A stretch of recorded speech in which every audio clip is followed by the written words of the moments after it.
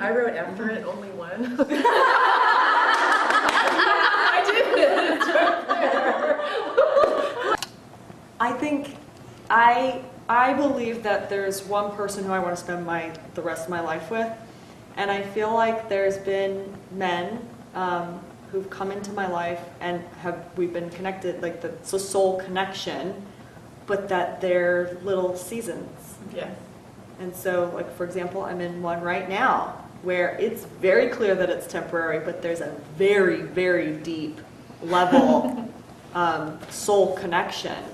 But we're very clear that it's not the lifetime partnership. So, which is interesting that I have this conflicting of like, you know, I believe and I want one partner for the rest of my life, and I keep coming across these little people who are helping me on the journey on, you know, for my soul.